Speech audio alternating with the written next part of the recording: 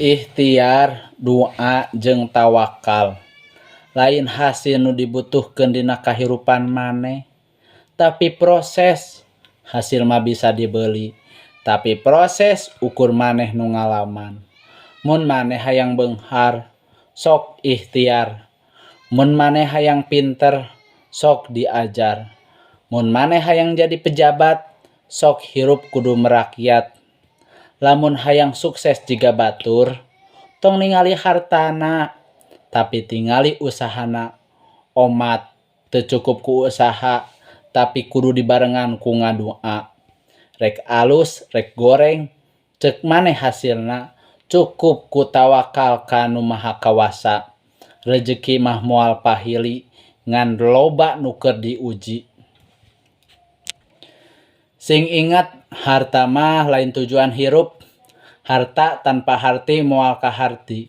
Najan harta jeung harti ukur beda sahurup, tapi ngaruhna bisa sahirup. Harta jeung harti lir ibarat pae jeung hirup. Loba nu ngagugulung harta sangkan hirup leuwih ti cukup. Teu paduli kana halal haram, asal nu penting pangabutuhna rada katutup. Syukuran rezeki nu katampi, nikmati hirup nu aya ulah mikiran nu euweuh. Da hirup mah teu cukup kudu dipikiran, lain hartina ulah mikiran batur. Da hirup mah teu bisa nyorangan, tulungan batur nu butuh, talangan batur nu sangsara. Cukup sekian ya konten yang ke-10. Alhamdulillah udah 10 konten Papatah Mang Sarip.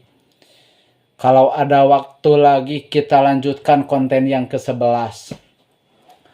Oke, yang baru subscribe channel YouTube saya, tolong di-subscribe dulu channel Papatah Mang Sarip.